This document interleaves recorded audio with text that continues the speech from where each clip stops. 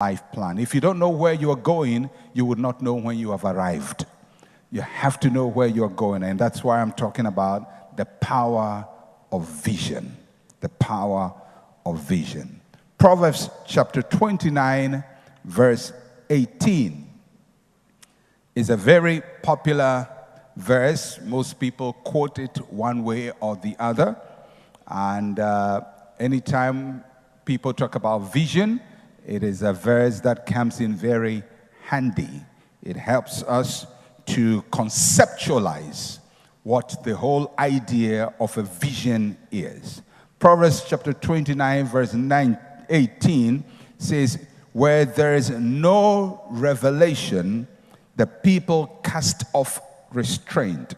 But happy is he who keeps the law. This is from the New King James Version. But most of us are familiar with that verse in the Old King James Version, where it reads, where there is no vision, the people perish.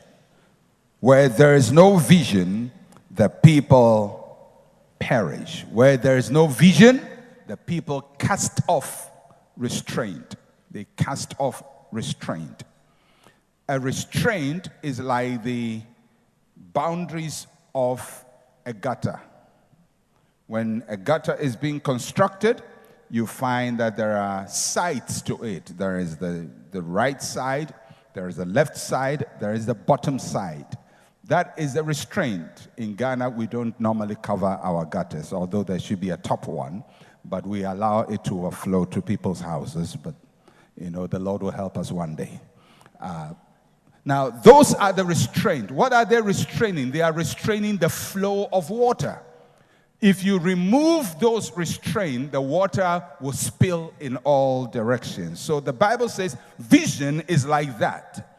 If you don't have a vision, your life will flow in all directions. Your energies will flow in all directions. Your resources will flow in all directions. Your time will flow in all directions, and you will perish. So it's in life, everybody must have a restraint, something that holds what you are doing together. Let me start with a definition for vision, and I got this from the Apple Dictionary. It's not any sophisticated definition, but I think it does good.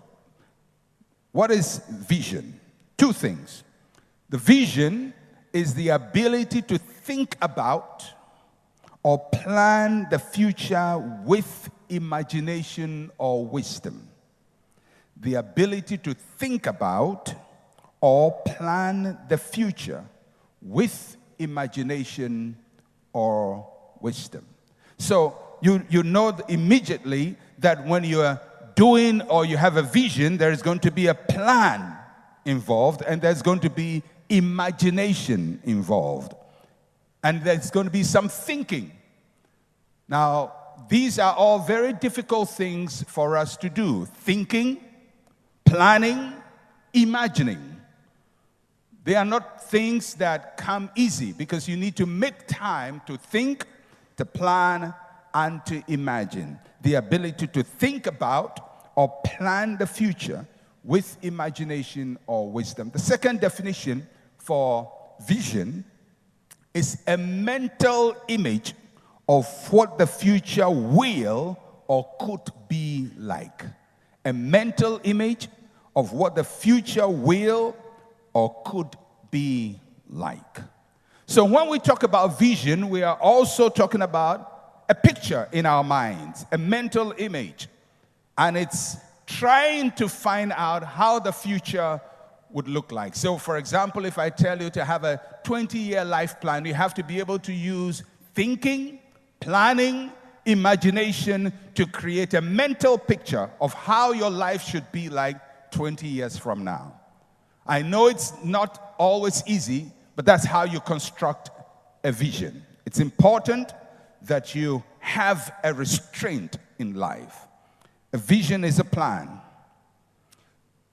True godly vision consists of three components of the vision: foresight, insight, and hindsight. I will take all the three now. The first component of a vision is foresight. Everybody say foresight. Foresight is like looking through a telescope. A telescope helps you to see things that are afar off. When you have a telescope, things that are far off become clearer and nearer. That is foresight. It's like looking through a telescope. It allows us to know what is ahead of us, and it connects us to the future. So if a person wants to have a vision, they must have foresight. They must look through the telescope of life and see the future. See the next 1 year, the next 2 years, the next 3 years, the next 20 years. Foresight. Now, every human being has the capacity to do that. It's just that we don't use that telescope well enough. Many times we look at the next minute, the next 5 minutes, or tomorrow, or next week. And beyond that, we are not able to look further. But a person who wants to achieve much in life must be able to look into the telescope and see the next 20 years and sometimes even the next 100 years. There are people who are able to see 100 years and imagine how the next 100 years will be like and plan for it. It's called foresight. That is the first component of vision, foresight. The second component of vision is insight. Insight is like looking through a microscope. When you look through a microscope, you see things in more detailed form. More detailed form. It gives you an understanding of the small parts. If you studied biology in school at any level, you probably used a microscope where they had those little glass, how do they call them? I'm not sure. But glass slides. And they drop something on them. And to the natural eye, it may look like just water. But under the microscope, sometimes you see organisms moving and you see more details. So things which you don't see clearly, the microscope helps you to see detail. So if a person has a vision, he has to have foresight, but he must also be able to have insight and see into more detail. The third component of a vision is hindsight. Hindsight is like looking through a rear view mirror. Hindsight allows you to see what is behind you. Insight allows you to see the detail. Foresight allows you to see ahead of you. When you are driving, the biggest vision you have is in front of you. That's why you have the windshield. You're looking ahead. But every driver knows that if they really want to avoid mistakes, people run into them, or they run into somebody's car, they have to use the rear view mirror. They have to see what is behind them and what is on the side. Now, what is on the side will not take you forward. The rear view doesn't take you forward. The rear view makes sure you don't make mistakes and avoid people crashing into you. What takes you forward is the vision ahead. But if you're going to go forward, you have to also cover your back. So for every vision, you're going to need foresight. Everybody say foresight. Insight. And hindsight. Hindsight helps you to correct mistakes, minimize your mistakes. Insight helps you to see details, and foresight helps you to bring the future closer to you. Every vision statement, whether it's a 20-year life plan or whether it is Vision 2020, which Ghana had, which is supposed to end in the year 2020. I don't think we're following it any longer. I think it got sidetracked probably by the first or second year. Whatever the vision is, some countries have a vision of how their place should be like. I read a book from the ruler of Dubai, and he talks about his vision for Dubai and how he created that place. clear idea of what he wanted to achieve. And they have achieved it and achieving more. But if you have no vision, you may have all the resources, all the money, all the friends, all the connection, everything in life, they will all perish. It will amount to nothing. Where there is no vision, the people perish. It's very important. Somebody has said, a man without a vision is a man without a future. And a man without a future will always return to his past. A man or a woman without a vision is a man or a woman without a future. And a man without a future will always return to his past. When you have people who glorify the past more than anticipate the future, there is no vision. So if you find people who are always talking about the good old days, and their best days or the best reference point is 50 years behind, 100 years behind, 30 years behind, and they always keep talking about what happened in the past, those people have no vision. And the reason they have no vision is because they haven't taken time to think, to plan, and to imagine. And once you don't have a vision, you go to your past. You go to your past. You want to repeat, because your past is your comfort zone.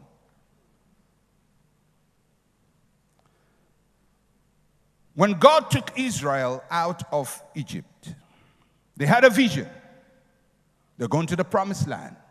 And as long as they had a vision, they kept moving. And then one day, Moses goes to Mount Sinai to receive the 10 Commandments.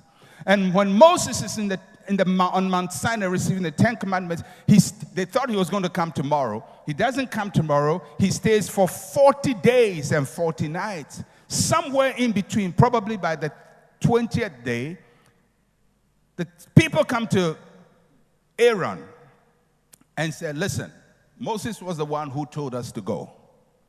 He said there is a land flowing with milk and honey. We've been waiting here 20 years. He's in that place where there is thunder and lightning, and we think he's dead. So make us gods and take us back to Egypt.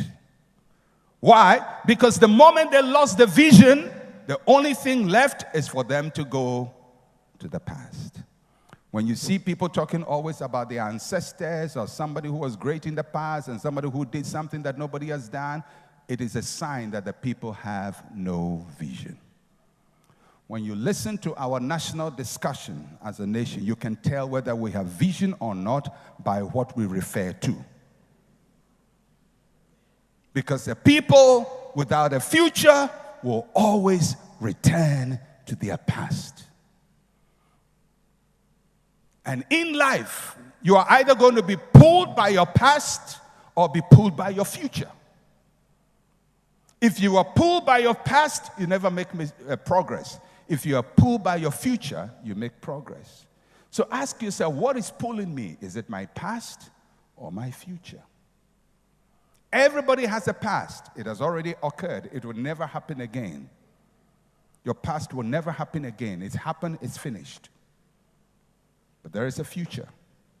It has never happened. And you have to determine whether you're going to stay in your past or in your future. And the way to do that is you have to have a vision. Listen to me, having that 20-year life plan is your lifeline. It's your lifeline. I know how it's difficult for you. That's why it's difficult for nations to also have a vision. Because it takes time. We rather want to have activities with no vision. Where there is no vision, the people cast off restraint. There is an old story about 3 bricklayers, and it will help us to understand how vision works. 3 bricklayers. And these 3 bricklayers were working side by side on a wall, laying bricks on a wall. Someone came to the first one and said, "What are you doing?" And the man responded, "What? What do you think I'm doing?" "I'm laying bricks." The man asked the second guy on the wall, "What are you doing?" He says, "Can't you see what I'm doing? I am building a wall." The last man was asked what he was doing, and he exclaimed, "I am building a cathedral to the glory of God." Now, the first one says, "I am laying bricks." Is it true? Yes. The second one says, "I'm building a wall." Is it true? Yes. The third one says, "I'm building a cathedral." Is it true? Yes. Now, how come one sees a cathedral and the other one sees only bricklaying? Because when you have no vision of what the end is, it is just activity, activity, activity, activity, activity, producing nothing. Vision is what makes your activity meaningful. Now, for these three workers, who do you think will be more motivated? The one who is laying the bricks at that point says, "This thing is hard work. I'm tired. I don't think I want to do this. It is not leading me anywhere." And he will probably quit at a certain point. The other one who thinks he's laying a wall will work a little bit, and after some time says, "As for this wall, where is it going?" But the one who is building a cathedral will never stop until they see the vision become a reality. Listen to me. For many of us, our life is just bricklaying. We get up in the morning, we have our bath, we go to work or hustle or do whatever, and we struggle, come back home, sleep, wake up in the morning and do the same thing. And we've done it for years. And after some time, life is boring, life is dull, life is difficult. These are the people who will say life is wahala. Life is hard. Why do they say life is hard? Because there is no cathedral. There is no vision. So the up and down is going nowhere. And when you are in an activity that is going nowhere, you get discouraged, you get frustrated, you get despondent, and you don't achieve anything of worth. You have to have a vision, because where there is no vision, the people perish. It's not just about getting education and making money. What is money when there is no vision? What is money when there is no vision? You have to have a vision. All right, let's push it a little further.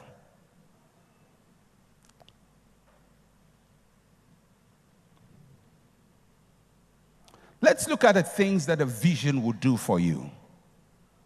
5 things that vision would do, or vision does.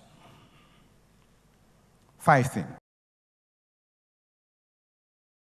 What vision does is that it contradicts or contrasts your present reality.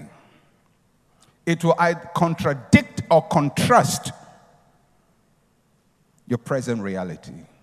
Because vision is futuristic, it will always be different from what you see now.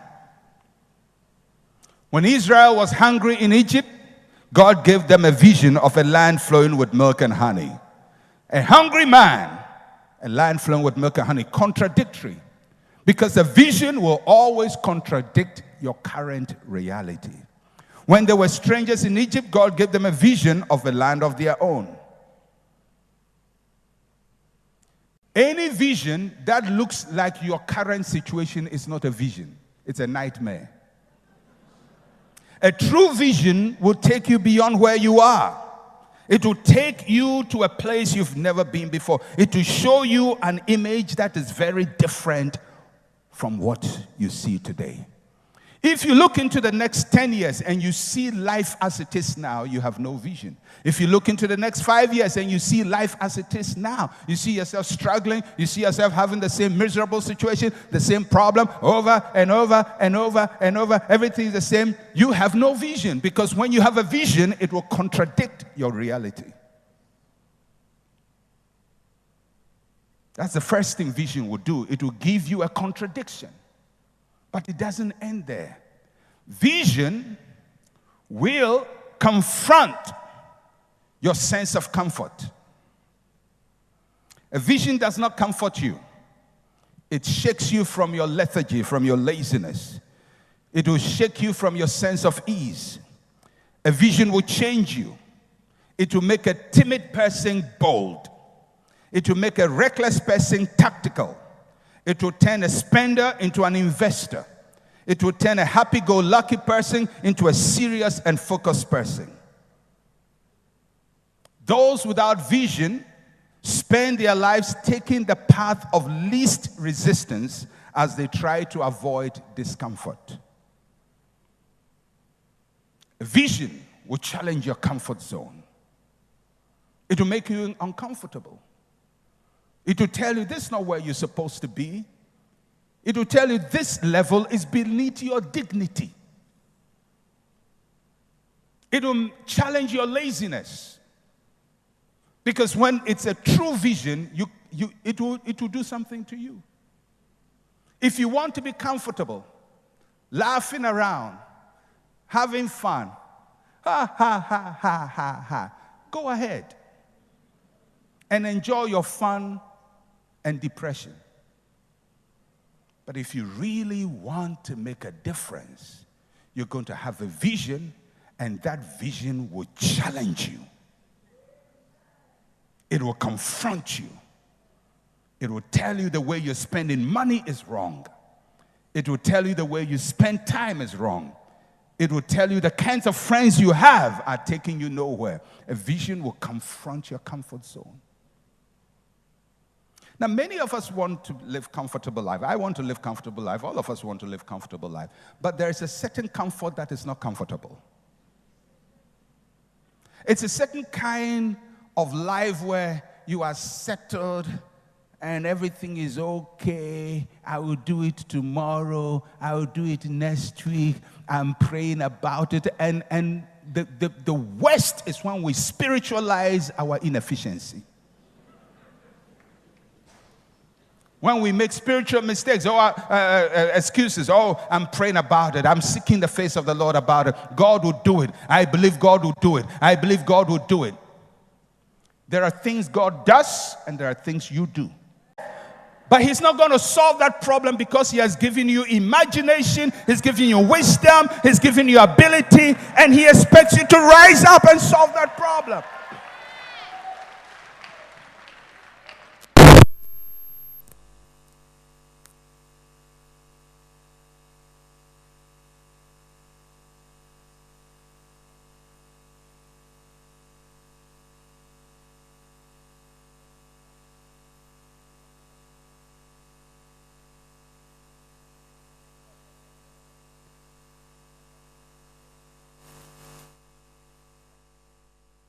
God hid the fruit from Adam's hand. Adam was holding it. God was watching. He said, well, it's your hand, it's your mouth. Those are the two first parents that God created. Do you think if he had that attitude towards them, he has a different attitude towards you? That if you are lazy, he will come and work a miracle for you. He will watch you. Lazy. Okay, I'm with you. Lazy, I'm with you. My grace is sufficient for you. But if you never tap into the resources he's given to you, you're going to stay where you are for life. And don't blame God. Many of life's problems, we don't need to pray about them. We need to think about them. We need to act about them. We need to be responsible. And I'm not saying prayer is not good. Let's pray. But there are things we need to be responsible about. You don't go and stand on an empty field and say, I'm praying that corn will grow.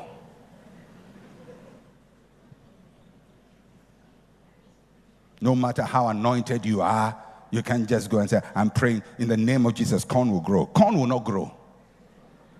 You have to sow the seed. You have to tend the land. You have to water it. You have to watch it until maturity. A vision will confront your sense of comfort. Number 3, a vision conceives new opportunities. A vision is an incubator of new ideas. It's an incubator.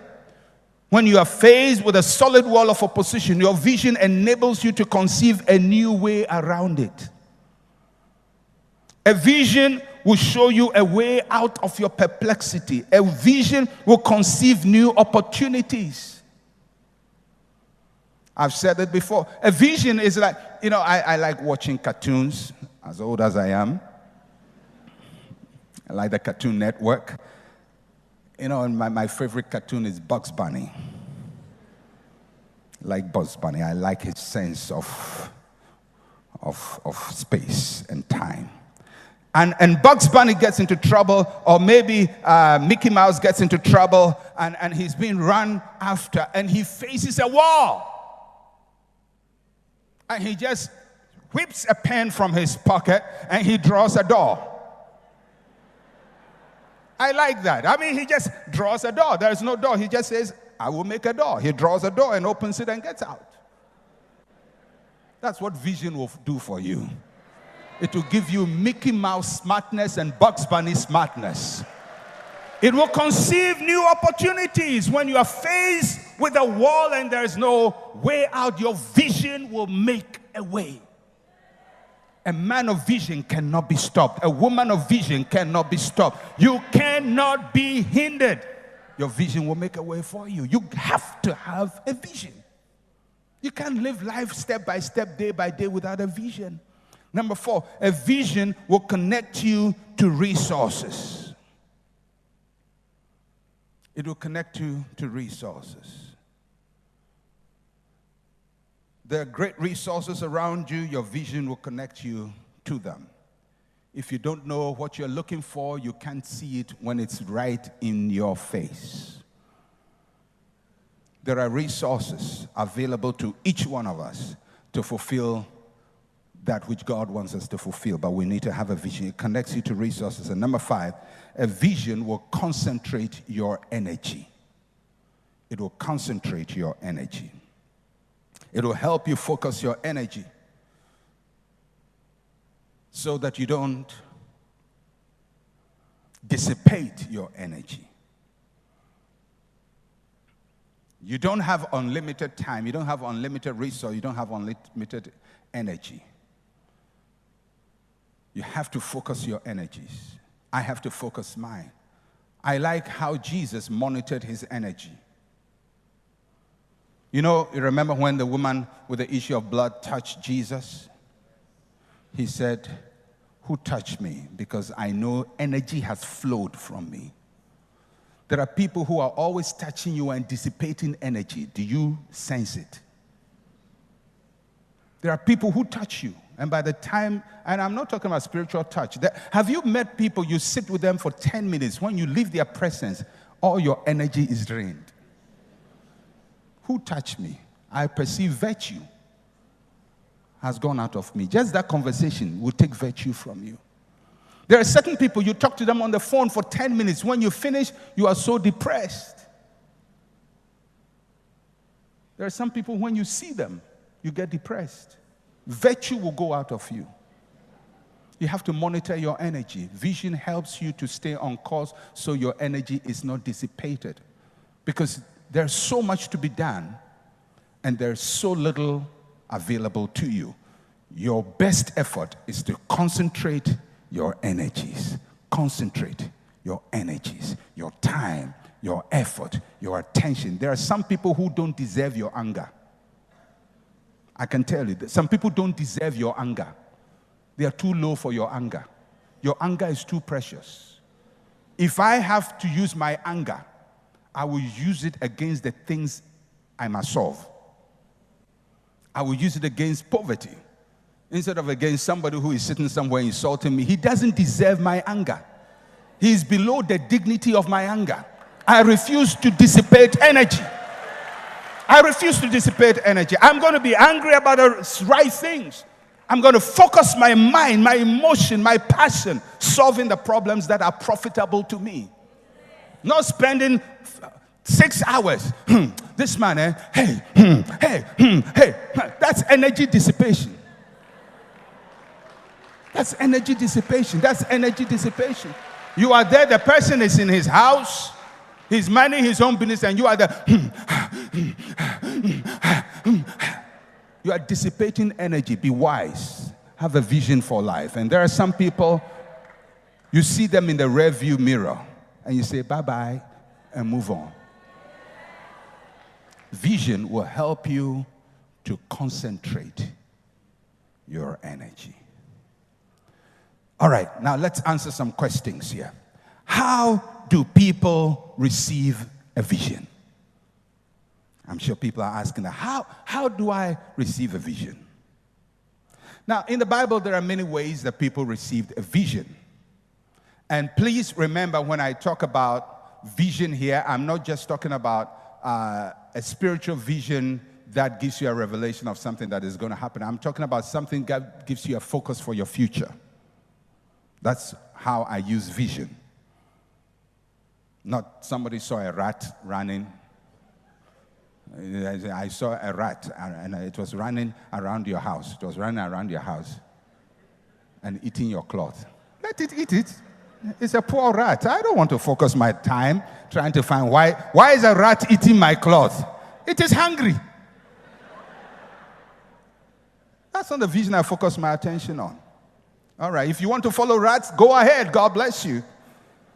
But as for me and my house, we will not follow rats.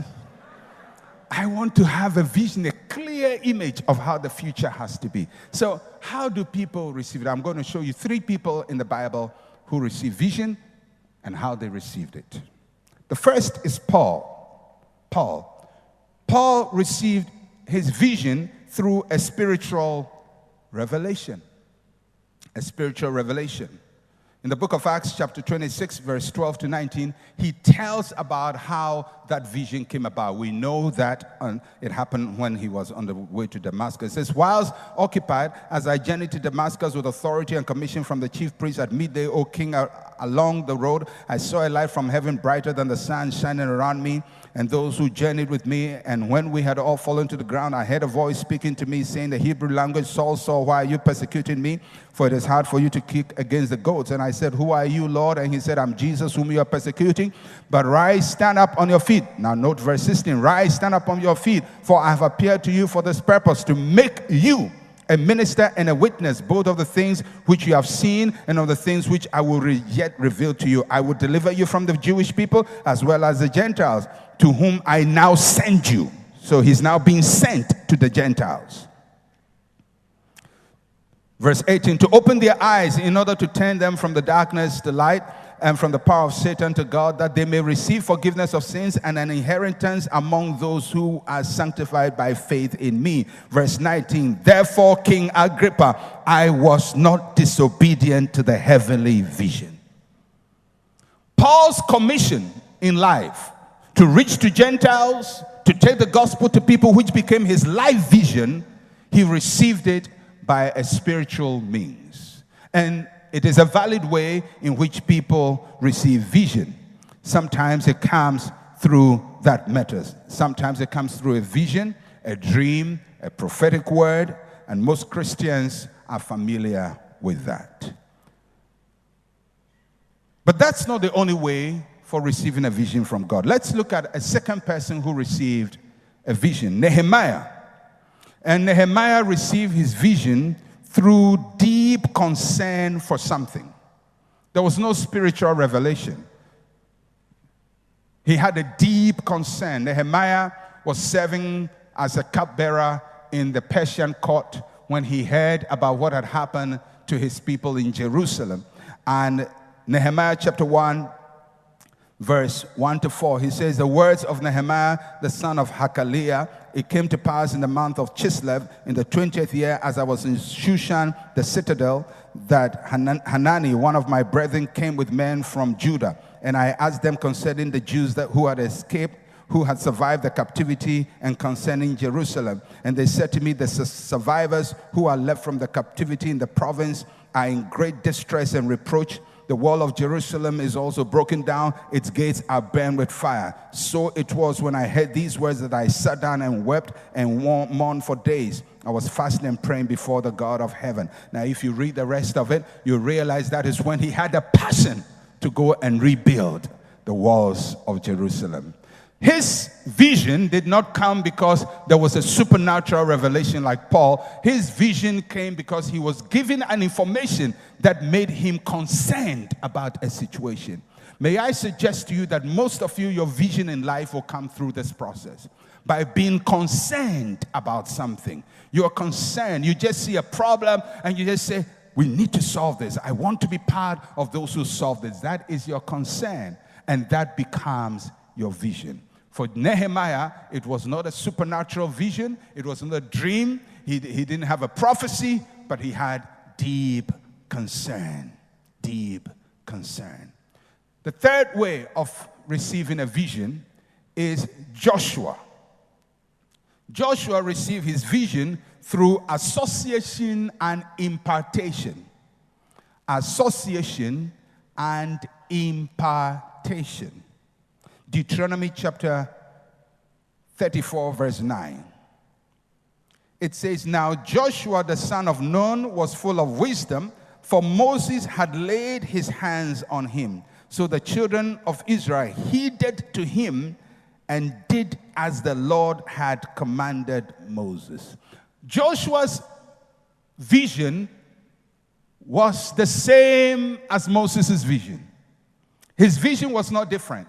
Joshua was raised around Moses. He spent most of the time around Moses. He had the burden of Moses. He knew the vision of Moses. He was with Moses when Moses went to the mountain. He stayed on the mountain with Moses, came down with Moses, and he stayed so close with Moses that when God took Moses away, God gave Joshua the same commission that he gave Moses. So how did Joshua receive his vision for life? He did it because he was hanging around a man of vision. And as he hung around the man of vision, he caught a vision. And then he received an impartation of vision. So sometimes people have a vision of their life by being associated with somebody. I can guarantee that a lot of people in this church will have a vision similar to the vision of this church. Most of you are going to have a vision for leadership, to influence society. How did you get it? Because you are hanging around an atmosphere of vision, and that vision gets imparted to you as it was imparted to Joshua. So, for Joshua, it was by association and impartation. For Nehemiah, it was a deep concern. For Paul, it was a revelation out of the blue. Each of these are valid ways in which people catch a vision. So, if you have not received a revelation, and you can't force revelation, you can't go and say, God, open my eyes, Lord. Open my eyes. Let me see a vision. You start seeing lizards crawling all over your life. It's not in your power to demand a supernatural vision. So if you don't have it, don't worry, you don't have it. But don't feel too bad. I didn't have one too. I didn't start ICGC because supernaturally I saw a vision. I didn't see a vision. I don't see visions. But I had a deep concern. Like Nehemiah, deep concern to influence black people to make a difference. I had a deep concern to help people break out of limitation and poverty and all kinds of oppositions in life because I was coming from a life of harsh difficulty. So I had a conviction and a concern to help people to overcome. That's a concern. That's all. Did I receive prophecy? No. Am I looking for one? No, I've gone 30 years without one. I think I'll be fine. But it's a deep concern about a people and their struggle and their difficulty. And I believe that God has given me something to help them. That's it. That's what Birth ICGC is, the Nehemiah kind of vision. A deep concern. The walls of Jerusalem are broken down.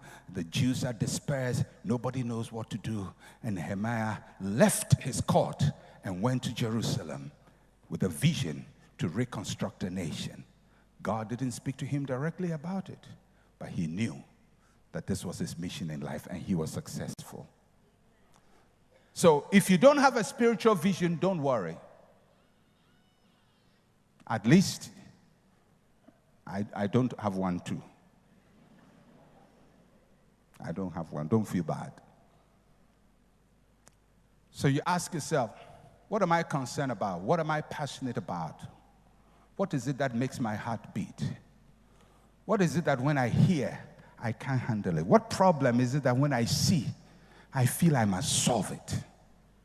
That concern can be translated into a vision. But the concern is not clear enough. You have to have a clear plan for how to do it. A clear plan. Because if you don't have a clear plan, that concern will just be a burden, it will be a frustration, it will achieve nothing. Okay.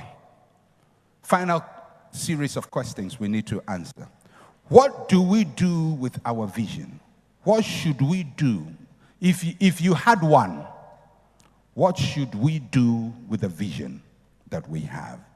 Habakkuk is classic when it comes to vision and accomplishment. So I have no better verse than to go back to Habakkuk chapter 2, verse 2 to 3. Then the Lord answered me and said, write the vision and make it plain on tablets, that he may run who reads it. For the vision is yet for an appointed time, but at the end it will speak and it will not lie. Though it tarries, wait for it, because it will surely come to pass. It will not tarry. What do you do when you have a vision? You have a vision. What do you do with it? 6 things that God tells Habakkuk to do. Number 1, you must write it. That's why you have a 20-year plan. I have to keep emphasizing it. You have those sheets, you have those notes. Go and write it. Write it. Write the vision. The act of writing your vision commits you. Because when you want a job, you are asked to write an application. When you take an exam, usually you write. When you commit yourself on an official document, you write your name. In the same way, when you write your vision, your soul commits to the vision. If it's just in your head, it's no vision. It's when you write it that you connect your body, your mind, your soul to what you have written. Because human beings have a way of emotionally committing to what they've written. Not just saying it, but writing it. You write it. The power of writing is significant.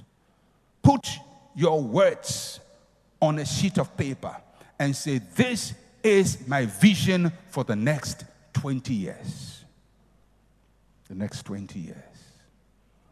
I believe that anybody who commits to a clear vision will make significant progress. Even if they don't fully achieve everything in the vision, they will make significant progress.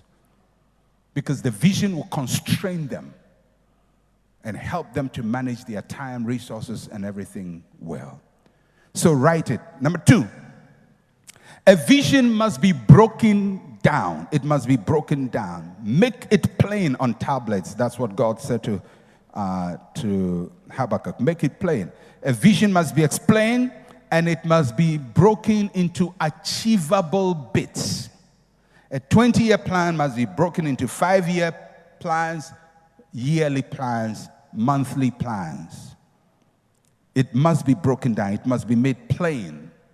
Don't let it just stay big out there, amorphous, unclear. It must be made plain. Number 3, a vision must produce action. that he may run who reads it. Verse 2. A vision must be attractive. It must inspire you. When you read your own vision, it must inspire you. Anytime you read your own vision, something should stir within you. When other people read your vision, they must be inspired to be part of it. They must be ready to commit to your vision. If you go to the bank to raise a loan, you say, well, I need to raise 100,000 cedis or 1,000,000 cedis for a business. What is the bank going to ask you apart from collateral? They're going to ask you for a plan, a business plan. Why do they ask for that? Because they want to see whether your vision will make them run.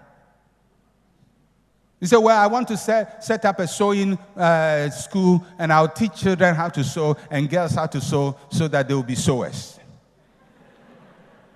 The bank looks at your vision and they can't run. But if it is clear enough, the objectives are clear, and you show how it can be profitable and how you can pay back the loan you have received and make profit, and it's so clear, they will run. They will run. As a matter of fact, if you have a clear vision, you will never lack resources. You will never lack resources. There is money waiting for vision. There is money everywhere waiting for vision. And when the vision is clear, people will run. People will come and invest in you. If I have some money and I want to invest, you don't come and say, Pastor, please, I beg you. Pastor, I beg you. Give me money. I'll pay you. Pastor, please. Pastor, that's not a vision. That's pitiful petition. It will take you nowhere. But if somebody can show, if you give me this is what I'm going to do, A, B, C, D, and it's so clear, the payback is so clear, and he says, I will pay back your loan, somebody will invest.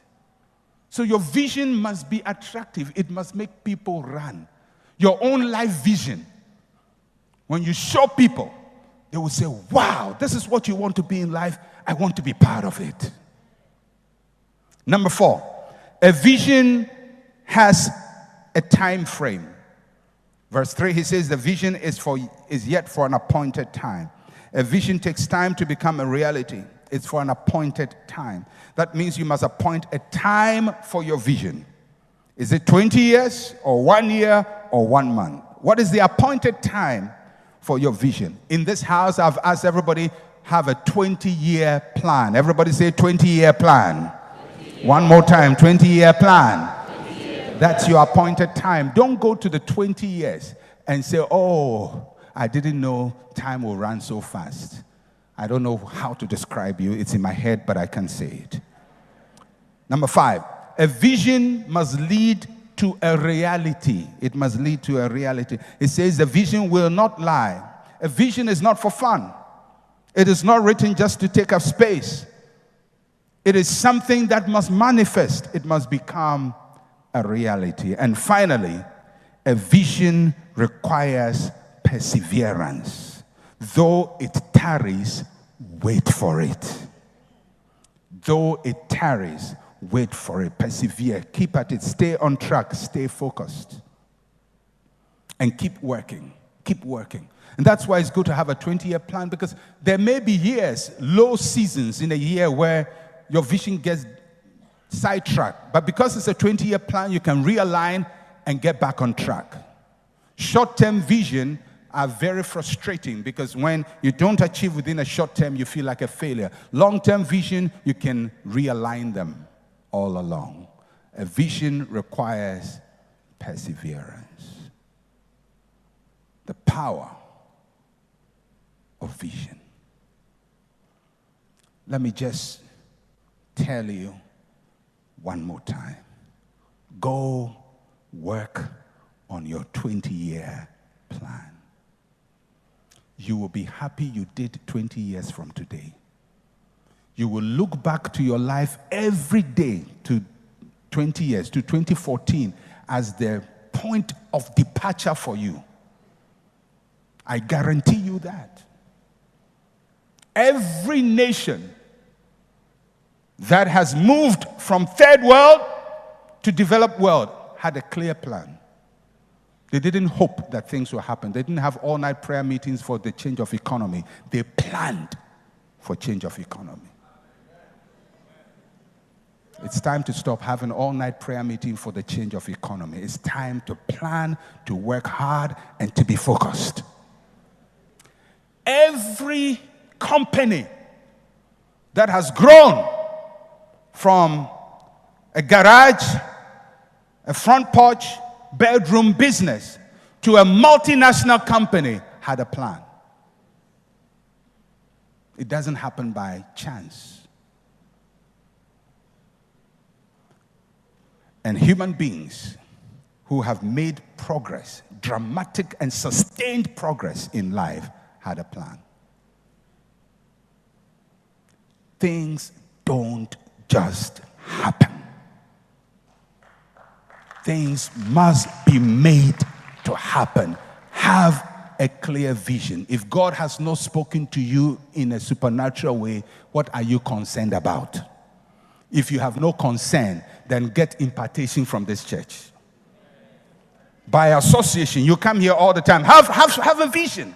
Have a clear vision for the next 20 years of your life and work systematically towards it. The next time I ask how many of you have finished your life plan, I expect the whole church to raise up their hand. It's been 3 months now, and I've been pursuing you for 3 months.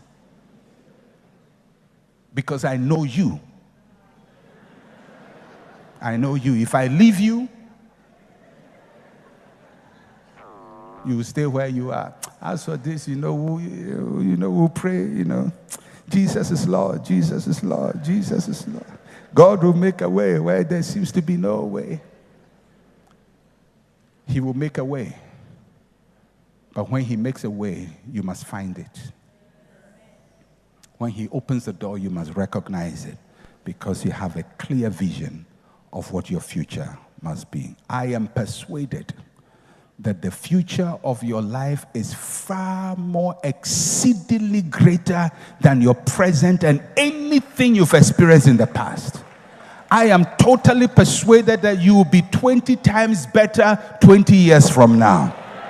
You will be better in every area of your life. You will be happier. You'll be more fulfilled. You'll be more peaceful. You would have accomplished far more 20 years from now. I am persuaded of that. I am persuaded, and I encourage you, don't cheat yourself. Don't cheat your destiny. God has a plan for you. Plug into that plan. Work with your vision of the future. And I can guarantee you in the year 2034, when we meet again, you will say, thank you, Pastor, you didn't give up on us on the 20-year life plan. God bless you.